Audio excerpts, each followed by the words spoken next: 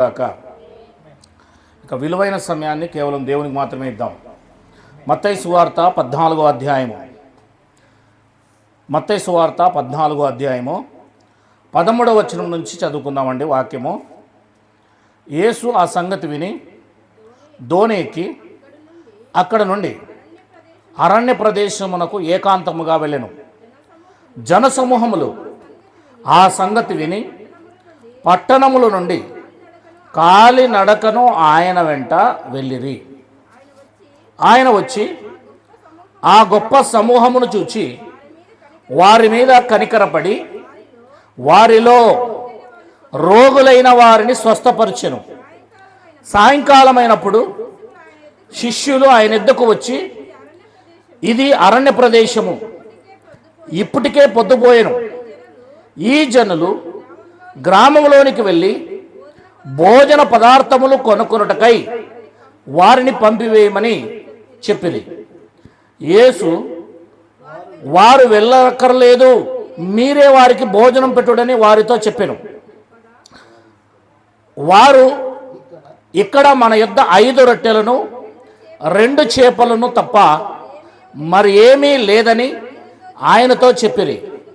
అందుకు ఆయన, వాటిని నా యొద్దకు తెండని చెప్పి పచ్చిక మీద కూర్చుండని జనులకు ఆజ్ఞాపించి ఆ 5 రొట్టెలను 2 చేపలను పట్టుకొని ఆకాశం వైపు కనులెత్తి ఆశీర్వదించి ఆ రొట్టెలు విరిచి శిష్యులకిచ్చెను. శిష్యులు జనులకు వడ్డించిరి. వారందరూ తిని తృప్తి పొందిన తర్వాత మిగిలిన ముక్కలు 12 గంపలు నిండా ఎత్తిరి. స్త్రీలను పిల్లలను గాక తినిన వారు 5,000 మంది అని రాయబడింది. అక్కడ పురుషులు మాత్రమే 5,000 మంది. దేవునికి మహిమ కలుగును గాక. జాగ్రత్తగా ఆలోచించడానికి ప్రయత్నం చేద్దాం మనం. ఈరోజు మీ ముందు నేను దేవుని యొక్క శక్తి, దేవుని యొక్క గొప్పతనం, దేవుడు మనల్ని పోషించగలడా, పోషించే తత్వం ఆయనకు ఉన్నదా అని ఆలోచిస్తే ఇక్కడ ఈ అద్భుతాన్ని మనం చూడబోతున్నాం. ఇది అద్భుతం. ఏంటిది? అద్భుతం. దిస్ ఇస్ ద మిరాకిల్ అంటారు. ఈ అద్భుతాన్ని మనం గమనిస్తాం ఒకసారి. ఇది 4 సువార్తల్లో రాయబడింది. మార్కు సువార్త 6వ అధ్యాయం 32 నుంచి 42 వచనాల్లో, లూకా సువార్త 9వ అధ్యాయం 11వ వచనం నుంచి 14-17 వచనాల్లో, యోహాను సువార్త 6వ అధ్యాయం 5వ వచనం నుంచి 13 వచనాల్లో. ఈ అద్భుతము 4 సువార్తలు రాశారు. ఎంత అవసరం ఉంటే రాసింటారు? మార్కు రాశారు, యోహాను రాశారు, లూకా రాశారు, మత్తయి గారు రాశారు. 4 రాశారు దీన్ని. అంటే నువ్వు దేవుని నమ్ముకుంటే నిన్ను విడిచిపెట్టుడు అని అర్థం అనమాట. అది దేవునికి మహిమ కలుగును గాక. నువ్వు యేసు దగ్గరికి వస్తే నువ్వు ఎప్పటికీ కూడా ఆకలి కొనవు. ఈ అద్భుతంలో మనం తెలుసుకోవాల్సిన విషయాలు చాలా ఉన్నాయి. మనం జాగ్రత్తగా ఇదే దాన్ని మనము మరొక దగ్గరికి వెళ్ళి చూద్దాం. రండి, మార్కు సువార్త 6వ అధ్యాయం 32వ వచనం. మార్కు సువార్త 6వ అధ్యాయము 32వ వచనం నుంచి చూద్దాం. కాగా వారు దోణి ఎక్కి అరణ్య ప్రదేశమునకు ఏకాంతముగా వెళ్ళిరి. చూసారా, యేసుక్రీస్తు వారును యేసుక్రీస్తు శిష్యులు 12 మంది. ఎంతమంది? ఎప్పుడు కూడా వాళ్ళు అరణ్య ప్రాంతానికి ఎక్కువ వెళ్ళేవారు. ప్రార్థన అక్కడే జరిగేది, దేవుని వాక్యం కూడా అక్కడే చెప్పేవాళ్ళు. ఎందుకంటే ఇష్టం ఉన్న వాళ్ళు అక్కడికి వస్తారు వాక్యం వినడానికి. స్వస్థత కావాల్సిన వాళ్ళు అక్కడికి వస్తారు స్వస్థత చేయించుకోవడానికి. అరణ్య ప్రదేశంలోనే ఎక్కువగా తిరిగేవాడు యేసుక్రీస్తు వారు. రైట్, చదువుదాం. వారు వెళ్ళుచుండగా జనులు చూచి అనేకులు ఆయనను గుర్తెరిగి సకల పట్టణముల నుండి, ఈ మాటలు అక్కడ లేవు, కొన్ని మాటలు వేరే దగ్గర ఉంటాయి కనుక మీకు చదివించాను. ఎక్కడి నుంచి వచ్చారంటమా? యేసుక్రీస్తు వారు తన శిష్యులు అరణ్యానికి వెళ్తూ ఉంటే చుట్టుపక్కల ఉన్న గ్రామాలు, పట్టణాల నుండి వచ్చారంటండి యేసుప్రభు దగ్గరికి. దేవునికి మహిమ కలుగును గాక. హల్లెలూయా, ఆలోచిస్తున్నారా? యేసుక్రీస్తు దగ్గరికి ఎవరు పిలవాల్సిన అవసరం లేదు. ఈరోజు ప్రార్థన జరుగుతుందంటే గిద్యోను బ్రదర్ ఏం చేయాలి? మీ అందరి ఇంటికి వచ్చి, అమ్మ చిట్టమ్మ ఈరోజు మా ఇంటికాడ ప్రార్థన జరుగుతుంది, అమ్మ పార్వతమ్మ మా ఇంటికాడ ప్రార్థన జరుగుతుంది, అమ్మ వానమ్మ మా ఇంటికాడ ప్రార్థన జరుగుతుంది కదా, అమ్మ దోరకమ్మ మా ఇంటికాడ ప్రార్థన జరుగుతుంది. ఇక పెద్ద ఆయన కనబడ్డాడు, ఇందాక రా అన్నాడు అనమాట. వచ్చాడు, యాకోబు అని కనబడతలేడు, ఉన్నాడా? ఏది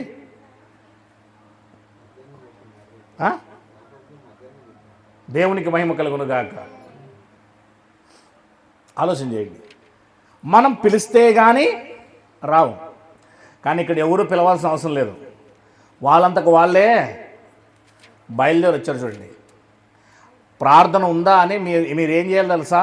ఇప్పటి నుంచే అడుగుతూ ఉండాలి. ప్రతిరోజు ఏం చేయాలా? ప్రార్థన ఉందా? శుక్రవారమో ప్రార్థన ఉందా? ఆదివారమో గిద్యోనన్నా అక్క అని గిద్యోన్ను, ఇక్కడ ఉన్నవారిని యాకోబుని రాహేలమ్మని మీరు అడుగుతూ ఉండాల.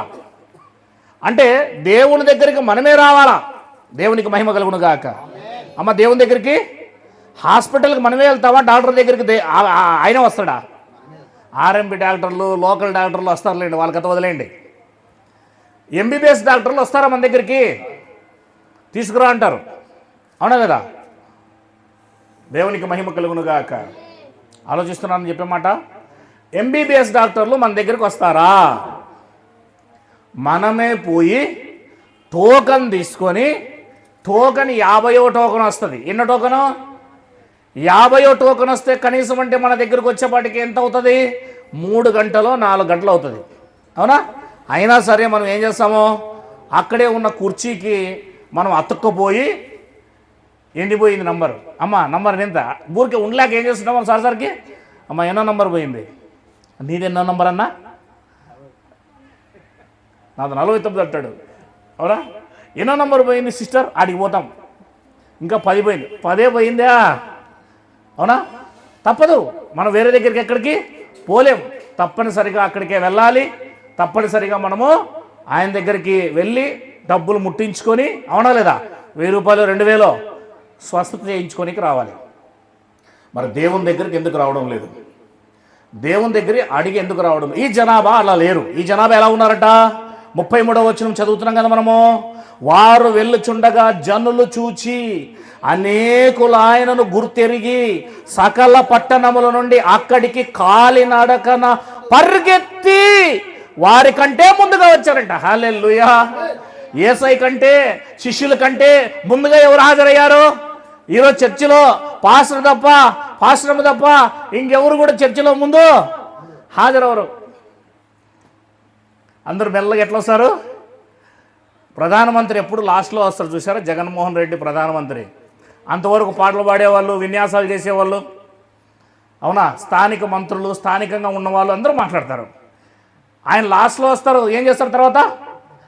లాస్ట్లో వచ్చి ఇట్లా అంటాడు ఆయన. ఎట్లా అంటాడమ్మా? బాగా తెలుసు, మీ అందరికి నవ్వుతున్నారో.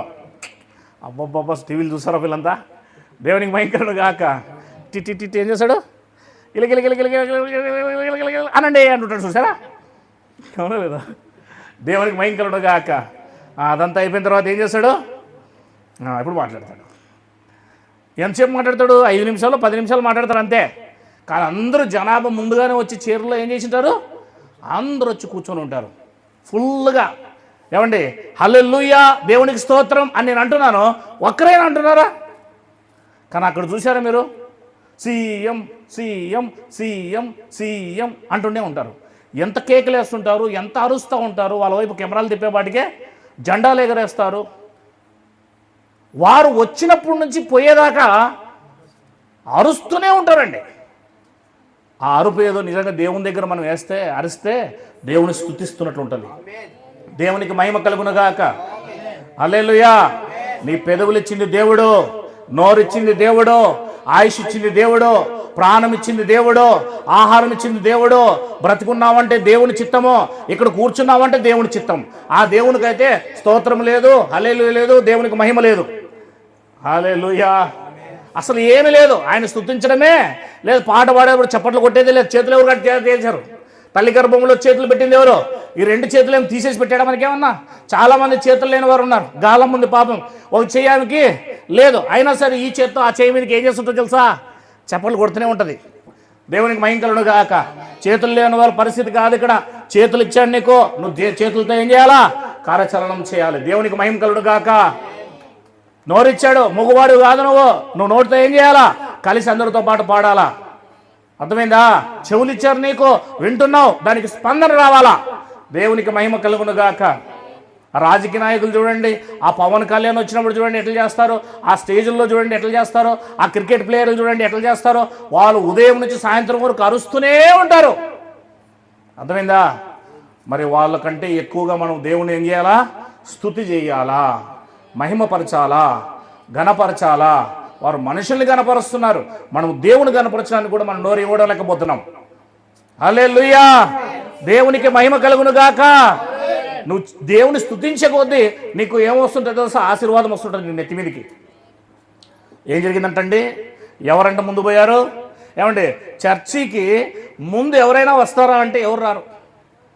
కానీ ఇక్కడ సంఘమే కదా, అది అరణ్యంలో కూడుకుంటున్న సంఘం. ఆ రోజుల్లో మందిరాలనే చర్చస్ లేవు కదా, కట్టడాలు లేవు కనుక ఎక్కడ కూడుకుంటున్నారంటే యేసై కంటే ముందు, యేసై శిష్యుల కంటే ముందు వీళ్ళు హాజరైపోయారు అక్కడ. హల్లెలూయా. బహుశా వాళ్ళ ఏదైనా తినడానికో స్వస్థతకో ఏదో అవసరం నిమిత్తం మొత్తానికైతే వస్తున్నారా లేదా? దేవునికి మహిమ. ఇది మీరు గమనించాలి. 34వ వచనం చదవండి మరలా. గనుక యేసు వచ్చి ఆ గొప్ప జనసమూహమును చూచి, యేసు వచ్చిన తర్వాత ఆల్రెడీ ముందుగానే ఏముంది? అప్పుడే సమూహం వచ్చేసిందంటండి. అమ్మ అందరిని చూసేపాటికి ఇట్లా చూశాడు అనమాట. ఇట్లా చూడలేదు, ఇట్లా చూశాడు. అంటే అక్కడ దాకా ఉన్నారు. గొప్ప 5,000 మంది అంటే ఎంతమంది ఉంటారండి? ఇక్కడ ఎంతమంది ఉన్నారు? తిప్పి కొడితే 10 మంది లేవు ఇక్కడ. 5,000 మంది అంటే ఏడదాకా ఉంటారు చెప్పండి? ఆ మార్క్ ఇంటి వరకు ఉంటారు. 5,000 మంది జనాభా కేవలం పురుషులే. మళ్ళీ వాళ్ళ భార్యలు, వాళ్ళ అక్కలు, వాళ్ళ చెల్లెళ్ళు, వాళ్ళ అమ్మలు, వాళ్ళ తల్లులు, వాళ్ళ నాన్నలు, వాళ్ళ తర్వాత పిల్లలు. ఎక్కడికి పోతుంది అది జనాభా? 10,000, 20,000, 30,000 కూడా వేసుకోవచ్చు మనం. 6 లక్షల కాలుబలులని బైబిల్లో మాట్లాడితే వాళ్ళ కోసము 20 లక్షలని చరిత్ర చెప్తుంది ఇశ్రాయేల్ కోసం. దేవునికి మహిమ కలుగును గాక. ఇశ్రాయేల్ పురుషులు మాత్రమే కౌంట్ చేస్తారు ఎప్పటికీ. కనుక 5,000 మంది ప్లస్ ఆడ పిల్లలు ఇవన్నీ పక్కన పెడితే ఎంతమంది ఉన్నారు చూడండి. వాళ్ళందరూ చూసి ఒక్కసారిగా ఆశ్చర్యపోయాడు. నేను మాకంటే ముందు వచ్చేసారే అని అందరూ వచ్చి రెడీగా ఉన్నారండి. ఇట్లా ఏమన్నామా? ఇలా రెడీగా ఉన్నారండి. అలా ఉండాలి. సంఘంలో ఎలా ఉండాలమ్మా? 9:30కు వచ్చి రెడీగా ఉండాలి. చర్చికి వచ్చినప్పుడు ఎలా ఉండాలి చెప్పండి? ముందు చర్చికి వచ్చినప్పుడు మనము ఇంటి నుంచి ఏం చేసుకొని రావాలి? ఇంతకుముందు చెప్పా, పాటలు పాడుకుంటా రావాలి, ఆనందంతో రావాలి. చర్చికి వచ్చేటప్పుడు రావాలి, ఇంటి దగ్గరే పాటలు పాడుకుంటా, 100వ కీర్తనలో ఉంటుంది. ఇంటి దగ్గరే పాట పాడుకుంటా, ఇంటి దగ్గర నుంచే దేవుని కృతజ్ఞతలు స్తుతిస్తూ బైక్ ఎక్కాలి. ఇంటి దగ్గర నుంచే ఇంకా నువ్వు రెడీ కాలేదు అనుకుంటా మనం గొడవ పడుకుంటా వస్తే ఎట్లయితుంది? అట్లా కాదు కదా. ఇరువురు కలిసి ఎర్లీ మార్నింగ్ లేచి రేపే కదా ఆదివారం, 5 గంటలకు లేయాలి. 5 గంటలకు లేయాలి. పనికి పోయేటట్లయితే ఎన్ని గంటలకు లేస్తారు? 4 గంటలకే లేస్తారు. అవునా కదా? పనికి పోయేటప్పుడు 4 గంటలకే లేస్తారు. మరి దేవుని దగ్గరకు వచ్చేటప్పుడు 8 గంటలకు లేస్తారు, 9 గంటలకు లేస్తారు కొంతమంది. కనుక ఎర్లీ మార్నింగే లేచి మనం శుభ్రం అయిపోయేసి మనం ఏమవ్వాలి? దేవుని మందిరానికి వచ్చి 9 గంటలకి ఆరాధన స్టార్ట్ అవుతుందంటే 9 గంటలకే వచ్చి ఏం చేయాలి? మోకరించి మనము వారమంతా చేసిన పాపాలను జ్ఞాపకం చేసుకోవాలి, దేవుని దగ్గర పెట్టాలి. ఎవరితో పెట్టాలి? మీ పాపాలను ఎవరితో చెప్పాలి? మీ పాపములన్నీ దేవుని దగ్గర. అయ్యా పలానా చోట అబద్ధాలు ఆడాను, పలానా చోట మోసం చేశాను, పలానా చోట నేను తిట్టాను, పలానా చోట నేను దురుసుగా మాట్లాడాను, పలానా చోట ఇచ్చేసాను, పలానా చోట ఇచ్చేసానని జ్ఞాపకం చేసుకొని పశ్చాత్తాపడి కన్నీళ్లతో నువ్వు 1/2 అవర్ ఏం చేయాలి? నువ్వు ప్రార్థన చేయాలి. నీ మనసంతా తేలికైపోద్ది. హల్లెలూయా. నీ మనసంతా ఏమవుద్ది? తేలికైపోద్ది. ఆ తర్వాత పాటలు పాడేటప్పుడు పాటల్లో 1 గంట సేపు నీవు మనస్ఫూర్తిగా పాట పాడతావు, సంపూర్ణంగా పాట పాడతావు. అవునా లేదా? సెల్ ఫోన్ పూర్తిగా నోరు మూసేసేయాలి, నీ నోరు తెరవాలి. దేవుని సన్నిధిలోకి వచ్చి సెల్ ఫోన్ ఎవరైతే మాట్లాడతారో, సెల్ ఫోన్ ఎవరైతే ఫ్లైట్ మోడ్లో పెట్టరో, సెల్ ఫోన్ కోసం వాళ్ళు ఆలోచిస్తారో వాళ్ళు సంపూర్ణంగా దేవుణ్ణి ఆ రోజు ఆరాధన చేయరు అని అర్థం. వాళ్ళు అసలు దేవుణ్ణి ఆరాధన చేయడానికి రాలేదు. వాళ్ళకి దేవునికి సంపూర్ణంగా మనసు ఇవ్వడానికి ఇష్టం లేదు. ఏదైనా ఫోన్ వస్తుందేమో ఆ ఫోన్ కోసం ఎదురు చూస్తున్నట్టు ఉంటుంది వాళ్ళు. అంటే దేవునికి ఇచ్చే ఆ కొంచెం సమయం కూడా పరిపూర్ణమైన హృదయంతో పరిపూర్ణమైన మనసుతో వాళ్ళు దేవుని ఆరాధించడానికి రావడం లేదని అర్థం. ఏదైనా రాగానే టక్కన దాన్ని తీసేసుకొని బయటికి వెళ్ళిపోయి మాట్లాడతారు. అంటే కలెక్టర్ దగ్గరికి మనం వెళ్ళినప్పుడు, కలెక్టర్ ముందు మనం కూర్చుని ఉన్నప్పుడు, మన పని విషయంలో ఫోన్ రింగ్ అయిందనుకోండి, అప్పుడు ఎక్స్క్యూజ్ మీ ప్లీజ్ అని కలెక్టర్తో I want to call receiving అని బయటికి వెళ్తే లఫ్ట్గా బయటికి వెళ్ళిపోరా, ఇంకా రావద్దంటాడు. అటు నుంచి ఏమంటాడు, అటు నుంచి అటు వెళ్ళిపోరు అంటాడు. అసలు నువ్వు లోపల నుంచి బయట నుంచి లోపలికి పోయేవాటికి ఏం చేస్తావు చెప్పండి. ఫోన్ని ముందు పిసికేస్తావు, కొంత ఏం చేస్తావు, పిసికేస్తావు. నిన్నేమన్నాడు డాక్టర్, ఏమన్నాడు నువ్వు చెప్పు. ఇప్పుడు అవసరం వచ్చింది నాకు ఇది, దేవునికి భయంకరుడు కాక కరెక్ట్గా డాక్టర్ దగ్గర కూర్చున్నాడు. ఈయనకు వివరిస్తున్నాడు ఈయన వ్యాధి కోసం. నేను ఫోన్ చేసిన, ఎంతకీ రావట్లేదు వీళ్ళని చెప్పేసి నేను రోడ్లో పెట్టుకున్నాను కదా బళ్ళారులో, ఎవడొచ్చి 500,000 రూపాయలు ఫైన్ వేస్తాడో తెలియదు, ఎంతకీ రావట్లేదని ఫోన్ చేసిన. ఈయనేమో టక్కన ఎత్తేసాడు. ఎత్తగానే ఆయన తిట్టాడు. ఈయన ఏం చేశాడు, మరి డాక్టరే తిట్టినప్పుడు నా కోసం వచ్చినావా, నీ పని కోసం వచ్చి నువ్వు ఫోన్లు మాట్లాడుకుంటుంటే నేను నీతో చెప్తున్నాను వినో అన్నాడంట. ముందు వినో, పక్కన పెడదానే. ఒక డాక్టర్, ఆఫ్టర్ ఆల్ ఒక ఎంబీబీఎస్ డాక్టర్, ఒక ఫిజియోథెరపీలో డాక్టర్ ఆ మాట అన్నాడు. దేవుడు అది మనం డాక్టర్ దగ్గరికి వెళ్ళినా స్విచ్ ఆఫ్ చేసేస్తాం, పోలీస్ స్టేషన్కి ఎస్ఐ ముందుకు వెళ్ళినా స్విచ్ ఆఫ్ చేసేస్తాం, ఎమ్మెల్యే దగ్గరికి వెళ్ళినా స్విచ్ ఆఫ్ చేసేస్తాం, ఆఖరికి సర్పంచ్ దగ్గరికి వెళ్ళినా స్విచ్ ఆఫ్ చేసేస్తాం. దేవుని దగ్గరికి వస్తే స్విచ్ ఆన్ చేసి పెడతాం. ఎవరి దగ్గర ఎలా ఉండాలో అనేది మనం నేర్చుకోకపోతే సమాజానికి మనం ఏమీ నేర్పిస్తాం, మనం ఏం నేర్చుకుంటాం. దేవుని సన్నిధిలోనికి నువ్వు వస్తున్నావంటే అసలు ఎలా ఉండాలో తెలుసా. అన్యాగ్నిని తీసుకురాగానే ఇద్దరిని లేపేసాడే దేవుడు. అంటే అన్యాగ్నినండి. ఇంట్లో అగ్నిని తీసుకొచ్చారు, ఏమవుతుందిలే అని గడప ఇలా అలా అలా కాలు పెట్టారో లేదో, పరలోకం నుంచి ఏమొచ్చింది, అగ్ని వచ్చింది. పరలోకంలో నుంచి వచ్చింది అగ్ని. ఎంత స్పీడ్గా వచ్చి ఉంటుందో చూడండి అగ్ని. దేవుని సన్నిధిలో నుంచి అగ్ని వచ్చి వాళ్ళిద్దరిని వెంటనే ఏం చేసింది తెలుసా, బూడిని చేసిందండి. కనీసం వాళ్ళ యొక్క ఎముకలు మిగలలేదు, కనీసం అన్న ఎవరో తమ్ముడు ఎవరో గుర్తుపట్టడానికి లేదు. కాల్చి పడేసిన తర్వాత ఒక మనిషిని బూడిద తీసుకొని ఏ గంగలోనో కలుపుతారు కదా, అలా బూడిదైపోయారండి వాళ్ళిద్దరు. దేవుని దగ్గర మనం చాలా జాగ్రత్తగా ఉండాలి. దేవుణ్ణి తెలుసుకున్న వారు ఎలా ఉంటారు తెలుసా, చాలా జాగ్రత్తగా ఉండాలి. పరిశుద్ధాత్మ అల్లరికి కర్త కాడు, వెరీ స్ట్రిక్ట్. దేవుని సన్నిధిలో మనం ఎంత భయము కలిగి బ్రతుకుతామో ఆ దేవుడు మనల్ని అంతగా ఆశీర్వదిస్తాడు, అంతగా మనల్ని అభివృద్ధి చేస్తాడు. నీ దేవుడు ఈ ప్రపంచంలో ఉన్న అధికారులకు అందరికంటే గొప్పవాడు. 265 దేశాల్లో ఉన్న ప్రధానమంత్రులు ఆయన కాలి గోటుకు సరిపోరు. అదే దేవుడు అంటే కదా. ప్రధానమంత్రి ఆఫ్టర్ ప్రధానమంత్రి దగ్గర కూర్చొని మాట్లాడలే మనం. ఆయన అపాయింట్మెంట్ దొరకాలంటే చంద్రబాబు నాయుడికే దొరకలేదు, జగన్మోహన్ రెడ్డికే దొరకదు, పవన్ కళ్యాణ్కే దొరకదు. పెద్ద పెద్ద వాళ్ళకి ఆయన అపాయింట్మెంట్ దొరకాలంటే కష్టం. ఎప్పుడో చెప్తే 6 నెలల క్రితము పలానా డేట్కి రమ్మంటారు, అది కూడా 5 నిమిషాలు మాత్రమే. అలాంటిది దేవుడు నీ దగ్గరకు వచ్చి నీతో ఉంటానని చెప్పి నీలో ఉంటానని చెప్పడానికి ఆయన అంత దిగజారి కిందకి వచ్చాడు అంటే ఆయన కాదు, ఆయన తగ్గింపును గమనించాలి. నువ్వు కేర్లెస్ చేయకూడదు. దేవునికి మహిమ కలుగును గాక. చూశాడండి, ఏం చూశాడంట, జన సమూహమును చూశాడంటండి. ఇక్కడ నుంచి అక్కడ దాకా చూసేప్పటికి ఒక్కసారిగా ఆశ్చర్యపోయాడు. ఏ పాస్టర్ కూడా ఇంతవరకు ఇలాంటి గొప్ప అనుభవాన్ని పొంది ఉండడం అనుకుంటాను, నాకు తెలిసి మాత్రం. అందరూ పాస్టర్ గారు వచ్చిన తర్వాత పాటలు పాడిన తర్వాత లాస్ట్లో వస్తారు. కానీ ఈ పాస్టర్ గారు అయితే, ప్రభు అయిన యేసుక్రీస్తు వారు అనే పాస్టర్ గారు అయితే అంత గొప్ప జనసమూహం నాకంటే ముందు వచ్చింది, నా శిష్యుల కంటే ముందు వచ్చారని చాలా సంతోషించాడండి ఆయన. హల్లెలూయా. 34 మరొకసారి చదువుదాం. గనుక యేసు వచ్చి ఆ గొప్ప జనసమూహమును చూచి వారు కాపరి లేని గొర్రెల వలె ఉన్నందున వారి మీద కనికరపడి వారికి అనేక సంగతులను బోధింపసాగెను. హల్లెలూయా. కాపరి లేని గొర్రెలంట వీళ్ళు. ఎవరు? కాపరి లేడు వాళ్ళకి. కాపరి లేకపోతే ఎట్లా ఉంటుందమ్మా? గొర్రెలు ఎలా పడితే అలా చెదురుతూ ఉంటాయి, ఎలా పోతే అలా పోతూ ఉంటాయి.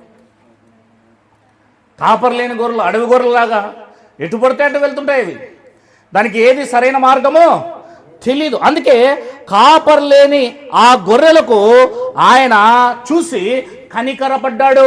ఏం పడ్డాడు? ఇది మీరు గమనించాలి. ఫస్ట్ కనికరం. దేవుడు కనికరం చూపేవాడు. దేవుడు ఎలాంటి వాడు? నీకు అండ దండ వెనక ముందు ఎవరు లేకపోయినా ఆయనే నీ కాపరిగా ఉండి నిన్ను కనికరం చూపించేవాడు. ఆయన నీ కాపరి ఆయనే.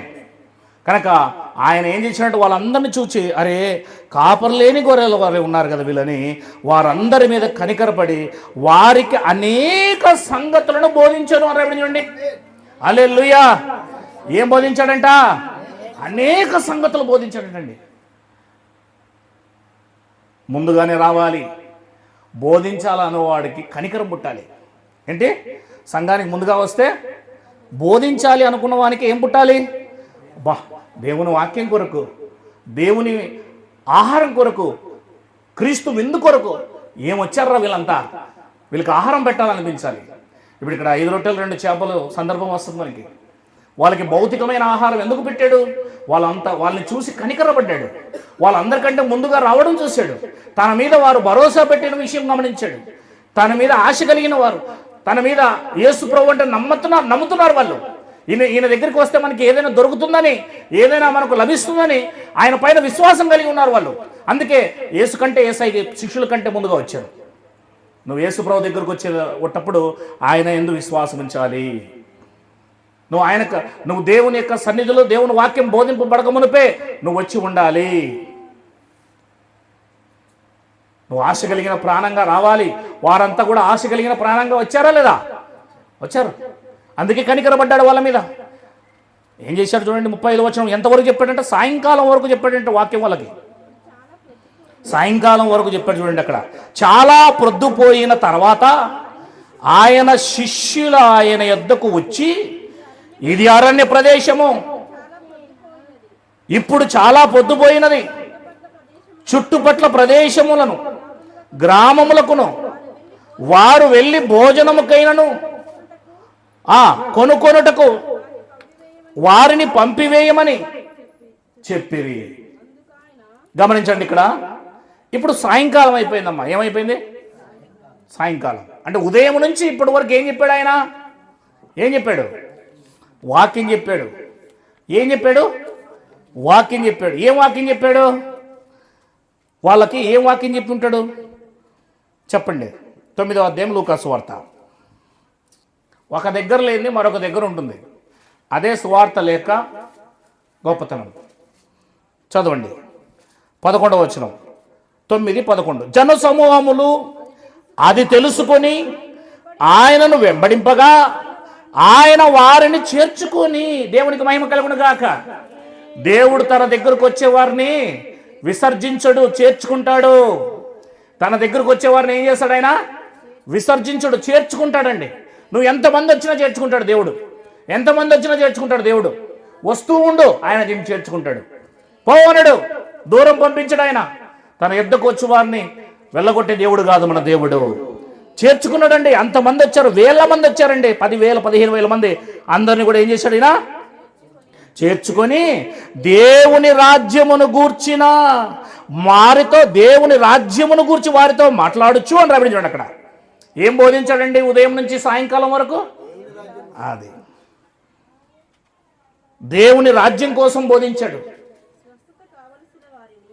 దేవుని రాజ్యం కోసము వారికి బోధించాడండి.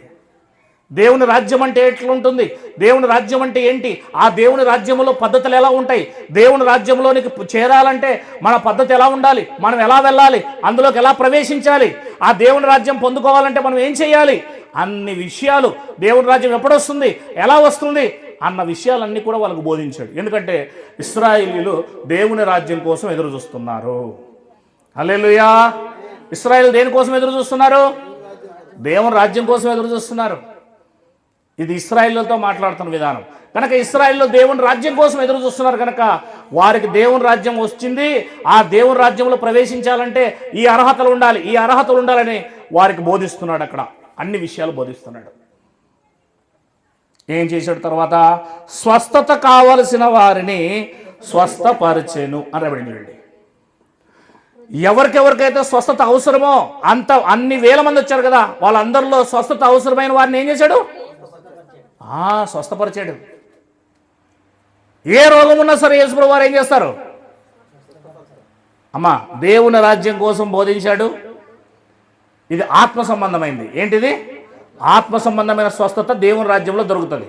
అలాగే వారికి భౌతిక రోగాలు ఉన్నా కూడా, అది క్యాన్సరా, ఎయిడ్సా, జ్వరమా, కుష్ఠరోగమా, కడుపులో గడ్డలా, ఏదైనా కావచ్చు, ఆ రోగాలను కూడా బాగు చేశాడు.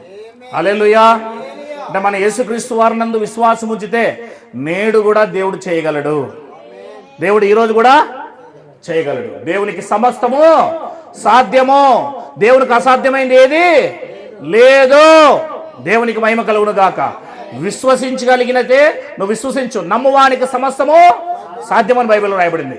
నమ్మాలి, నువ్వు నమ్ము. నీకు విశ్వాసం ఉంచితే నీకు విశ్వాసం ద్వారా ఆయన నీకు స్వస్థత ఇవ్వగలడు, నేను బాగు చేయగలడు, పిల్లలు లేని వారికి పిల్లలు ఇవ్వగలడు, ఆరోగ్యం బాగలేని వారికి ఆరోగ్యము ఇవ్వగలడు.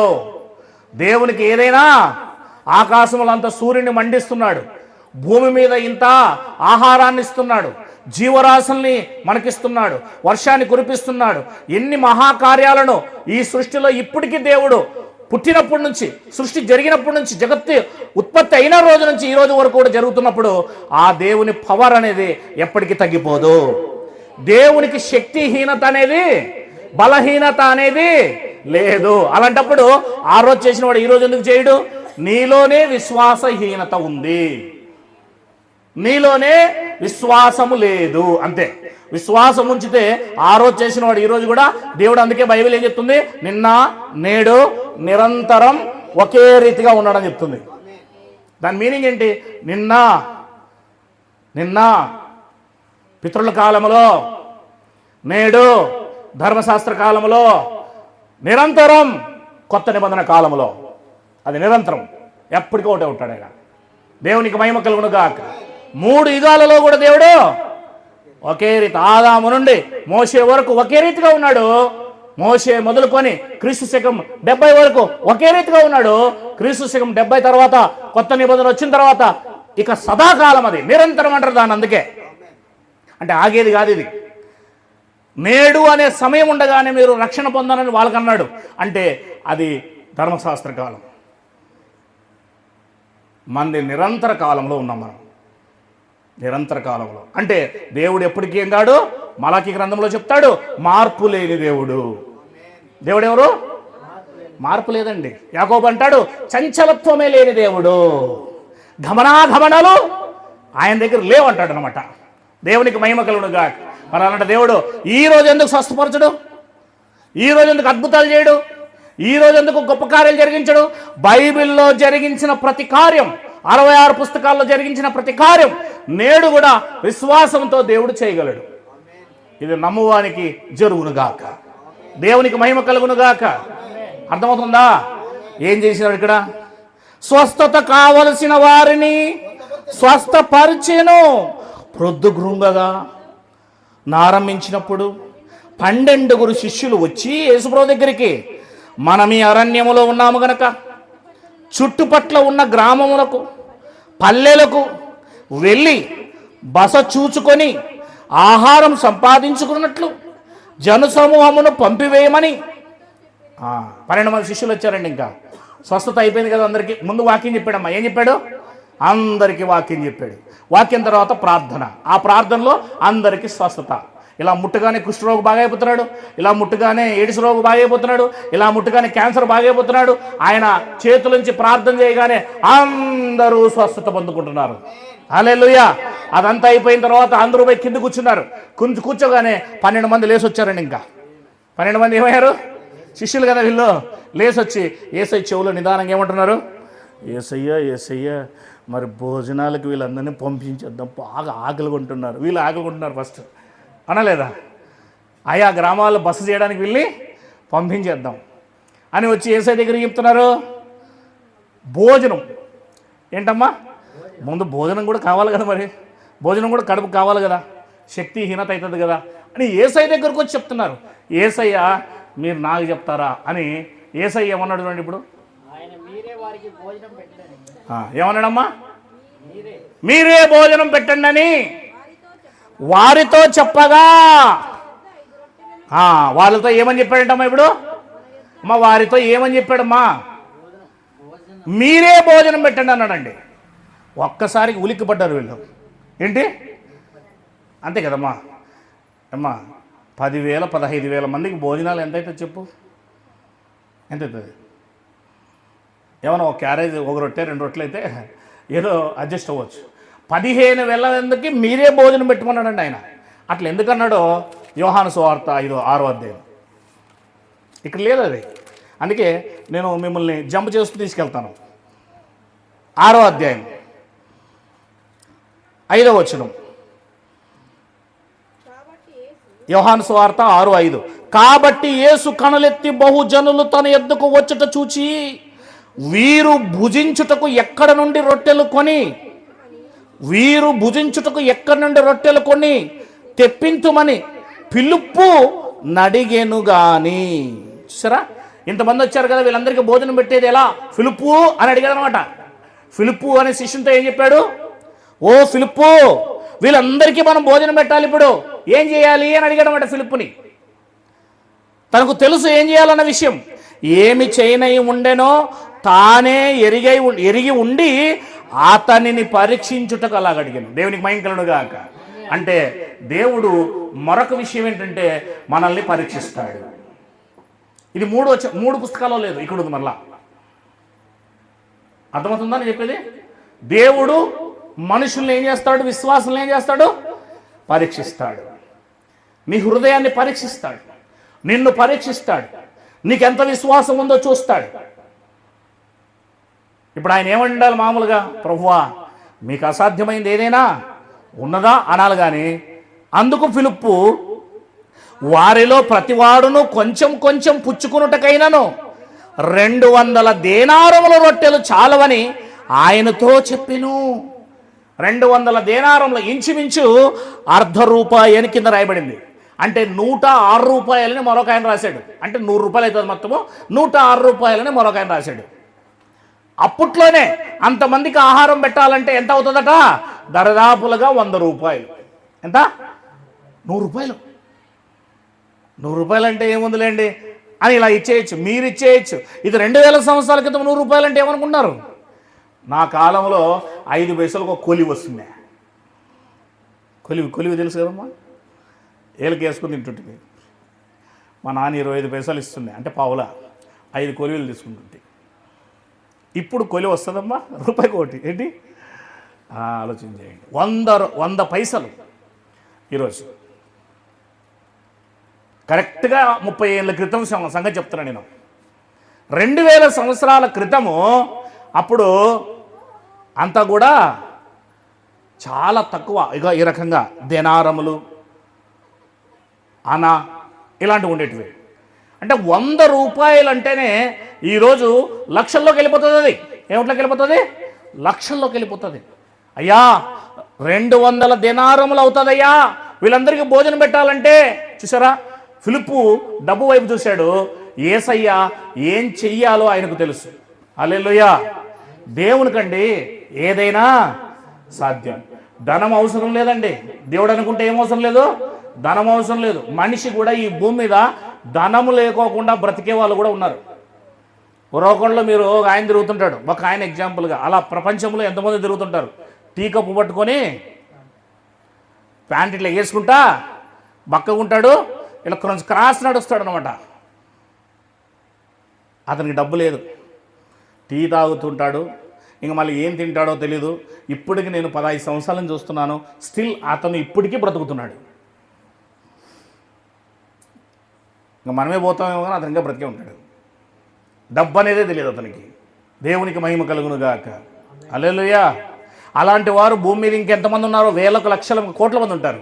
డబ్బు లేకోకుండా మనిషి బ్రతకవచ్చు, దేవుడు బ్రతికిస్తాడు. దేవునికి సమస్తము సాధ్యం.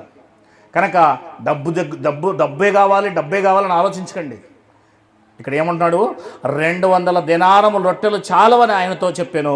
8వ వచనంలో, ఆయన శిష్యుల్లో ఒకడు అనగా షీమోను పేతురు సహోదరుడైన ఆంద్రయ ఇక్కడ ఉన్న ఒక చిన్నవాని యొద్ద, ఇవి అక్కడ ఉండవు, ఇక్కడ ఉన్న ఒక చిన్నవాని యొద్ద 5 యవల రొట్టెలు 2 చిన్న చేపలు ఉన్నవి, కానీ ఇంతమందికి ఇవి ఏమాత్రమని ఆయనతో అనగా.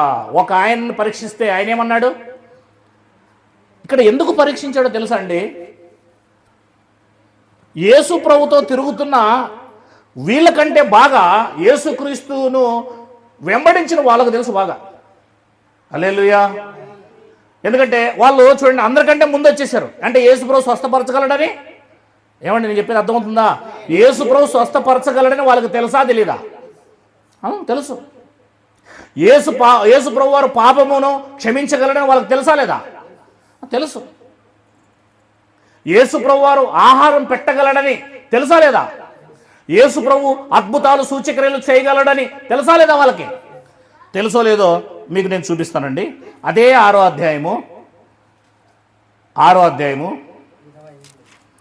25 నుంచి చూడండి. బోధకుడా నీవిక్కడికి ఎప్పుడు వచ్చితవని అడగగా, యేసు మీరు సూచనలను చూచుట వలన కాదుగా నీ రొట్టెలు భుజించి తృప్తి పొందుట వల్లనే నన్ను వెంబడిస్తున్నానని మీతో నిశ్చయంగా. రొట్టెలు ఇవ్వగలడు ఈయన, భోజనం ఇవ్వగలడు ఈయన, అద్భుతాలు చేయగలడు ఈయన, స్వస్థపరచగలడు ఈయనకు సమస్త శక్తి ఉందని వాళ్ళకు తెలుసు. కానీ యేసుప్రభు శిష్యులు పరీక్షించినప్పుడు ఒక ఆయన ఒక రకంగా చెప్తున్నాడు, మరొక ఆయన మరొకం చెప్తున్నాడు. ఒక ఆయన ఏమంటున్నాడు 200 దెనారములు కావాలి అంటున్నాడు. మరొక ఆయన ఏమంటున్నాడు 5 చేపలు 2 చెప్పులు 5 రొట్టెలు 2 చేపలు ఒక పిల్లవాంతో ఉన్నట్టు మేము చూసాం. అవి అంతమందికి ఎలా చాలును అని అన్నాడండి. దేవుడు కొంచెంలో నుండి సమృద్ధిగా ఇవ్వగలవాడు అన్న విషయం తెలీదా? ఏలియా కాలంలో ఆ రోజుకి చనిపోయేవారు ఏం చదవలేదా వీళ్ళు? ఈయన ఏలియా కంటే గొప్పవాడు కాదా? ఈయన ఎలీషా కంటే గొప్పవాడు కాదా? మరి వాళ్ళ జీవితాల్లోనే జరిగినప్పుడు అద్భుతాలు ఈయన జీవితంలో ఎందుకు జరగదు? ఇంత నూనె వాళ్ళ అప్పులు తీర్చింది అంతే కదా. ఊర్లో ఉన్న కుండలన్నీ కూడా అరువు తెచ్చుకున్నారా లేదా? ఆ ఎరువు తెచ్చుకున్న తర్వాత కుండలన్నింటిలోకి ఎంత నూనె? కొంచెము నూనె. ఆ కుండల్లోకి ఇలా ఆ నూనెను ఇట్లా కుండల్లో నుంచి వంపుతుంటే పెద్ద పెద్ద కుండలు సైతం నిండిపోతుంది, కానీ ఈ కుండలో నుంచి నూనె రావడం ఆగిపోలేదు. మొత్తం ఇంట్లో ఉన్న కుండలన్నీ నిండిపోయిన తర్వాత ఊర్లో ఉన్న కుండలన్నీ అయిపోయాయంటండి. ఇంకా లేవన్నారంటండి, ఇంకా లేవు మా దగ్గర అన్నారంటండి. ఇంట్లో కుండలన్నీ నిండిపోయిన తర్వాత అప్పుడు నూనె ఆగిపోయిందంటండి. ఆ నూనెను అమ్ముకొని అప్పు తీర్చుకుంది. ఆ నూనెను అమ్ముకొని తన పిల్లలను తాను జీవితాంతం బ్రతికింది. ఇంతలో ఎంతైనా చేయగలడు. హల్లెలూయా. దేవునికి మహిమ కలుగును గాక. ఆ రోజుకు చనిపోవలసిన వారు సరేపాతు విధవరాలు, అవునా లేదా? మరి ఆ రోజు చనిపోవలసింటే ఏలియాకు రొట్టె, ఏలియాకు నీళ్లు తీసుకొని వచ్చినందుకు అప్పము, ఆ రోజు నుంచి ఏమవుతుందంటండి బైబిల్ చెప్తుంది, మీరు తొట్టెలో పిండి ఊరుతుందటండి. హల్లెలూయా. ఏమా పట్టెడు పిండి మాత్రమే ఉందంట. పట్టెడు అంటే అర్థం ఏంటి? పట్టుకున్నంత, ఇలా పట్టుకుంటే సరిపోయేంత పట్టెడు పిండి మాత్రమే ఉందయ్యా. ఈరోజు నేను నా కుమారుడు తిని చనిపోవాలనుకుంటున్నాము నెక్స్ట్ డే నుంచి అని చెప్పారు. వాళ్ళు కరువులో ఉన్నారు. అయితే ఆ పట్టెడు పిండి ముందు దైవ సేవకుడికి ఇచ్చినందుకు ఆ రోజు నుంచి ఏమయ్యారు వాళ్ళు? 3.5 years ఆ పిండి అయిపోలేదు, నూనె అయిపోలేదు. దేవునికి మహిమ కలుగును గాక.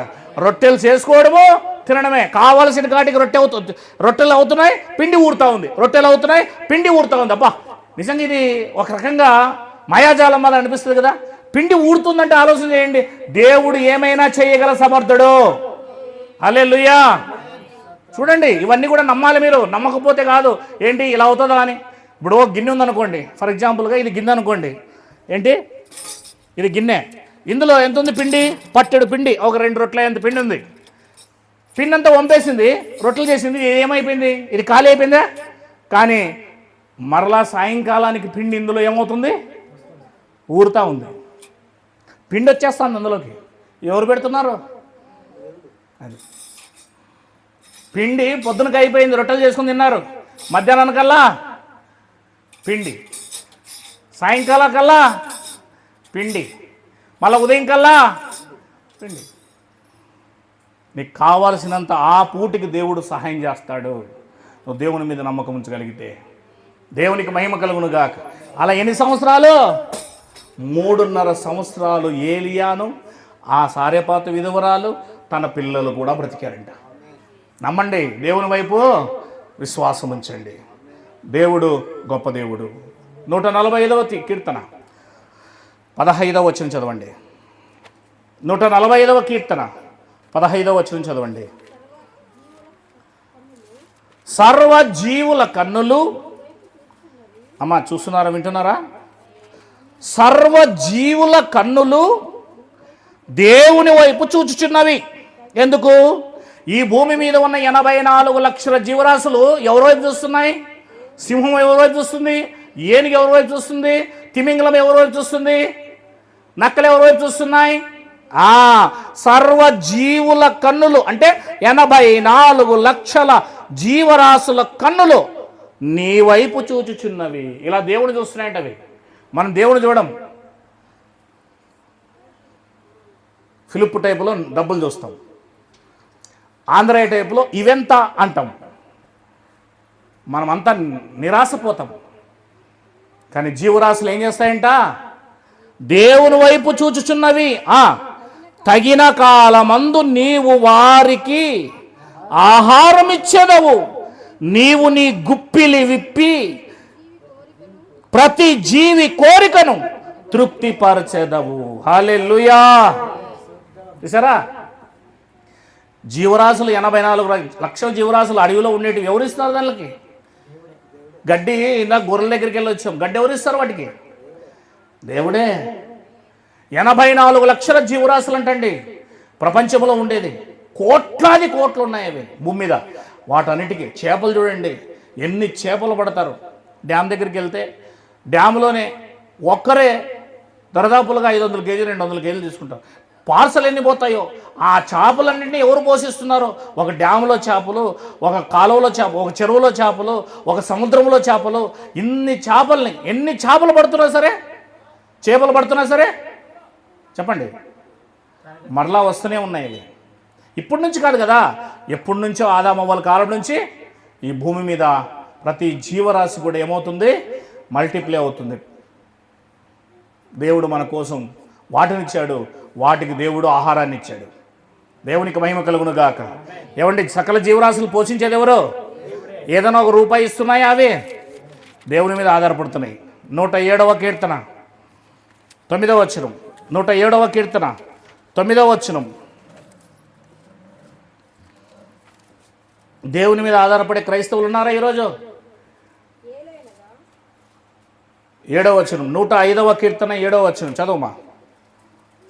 107 9. ఏలయనగా, కరెక్టేనమ్మా అది? ఆశగల ప్రాణమును ఆయన తృప్తిపరుచుచున్నాడు, ఆకలిగొనిన వారి ప్రాణమును మేలుతో. అది ఆశగలిగిన ప్రాణాన్ని ఏం చేస్తాడు దేవుడు? తృప్తిపరుస్తాడు. ఆకలిగొన్న వారి ప్రాణాన్ని మేలుతో నింపుతాడు. ఇప్పుడు వాళ్ళందరూ ఆకలి కొన్నారా లేదా? అందరూ ఆకలి కొన్నారా లేదా? ఆకలి కొన్న వారిని ఏం చేస్తున్నాడు ఆయన?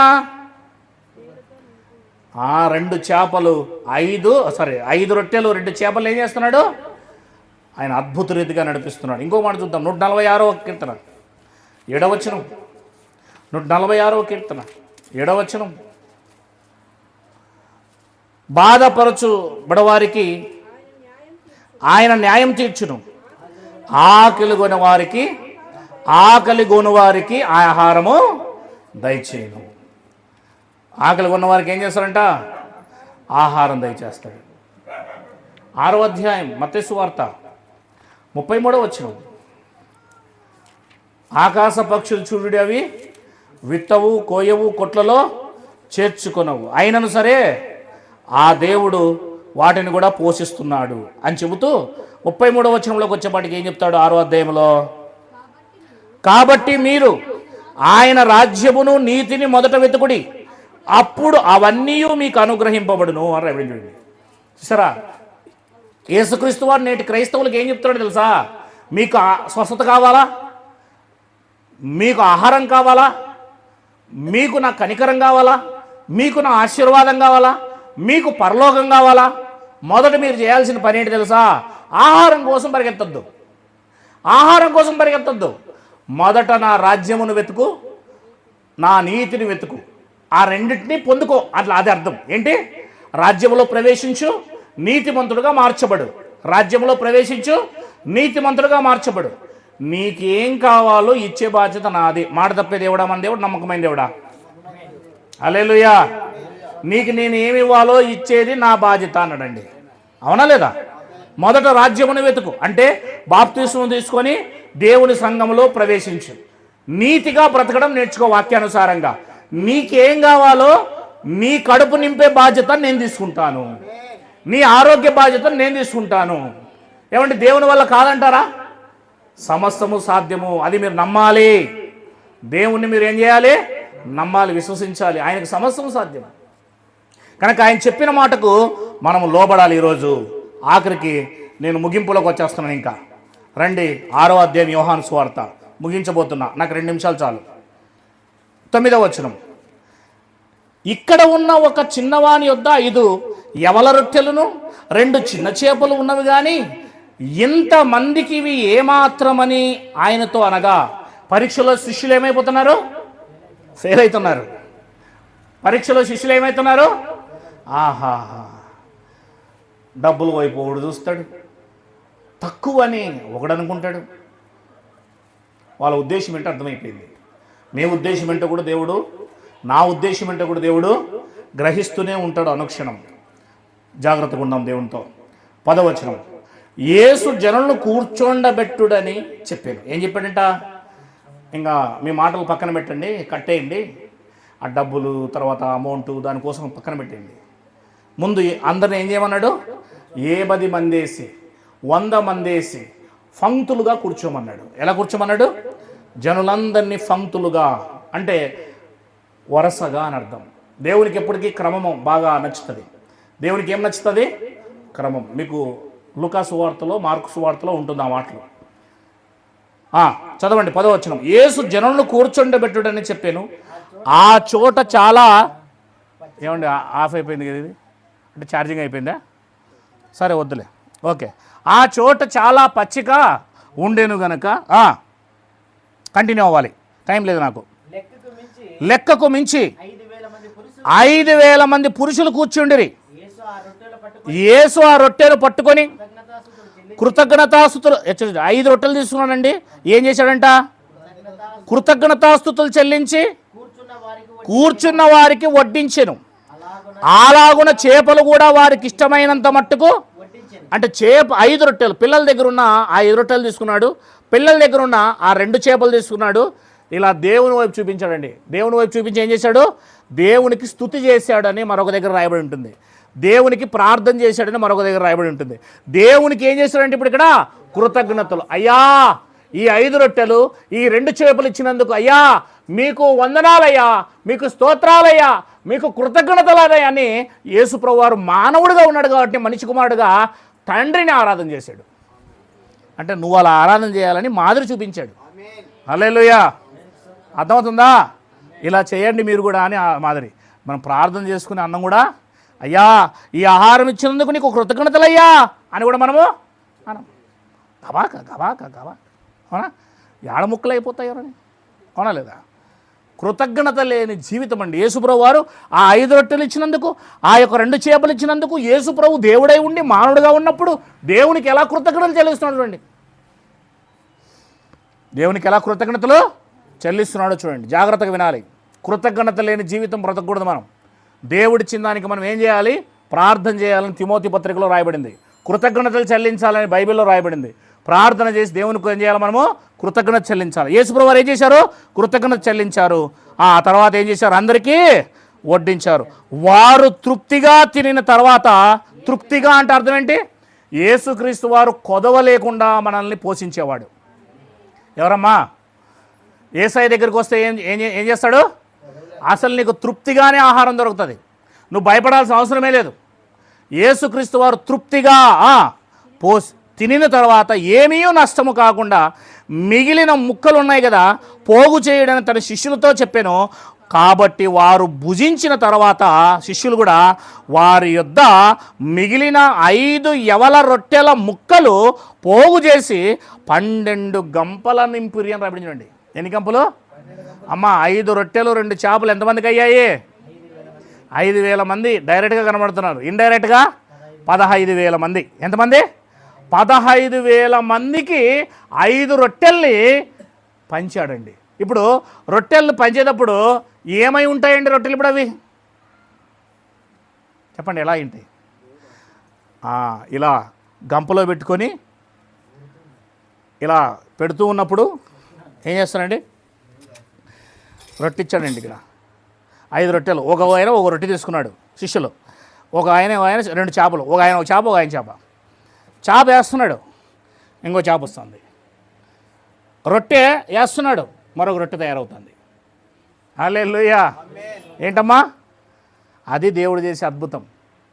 దేవుడు చేసే అద్భుతాలను మీరు గమనించాలి. ఏం చేశాడండి?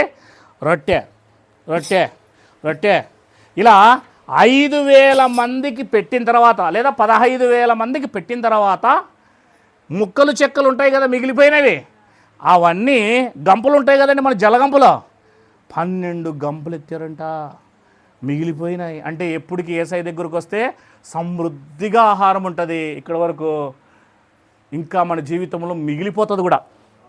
ఏంటి? మిగిలిపోతుందండి.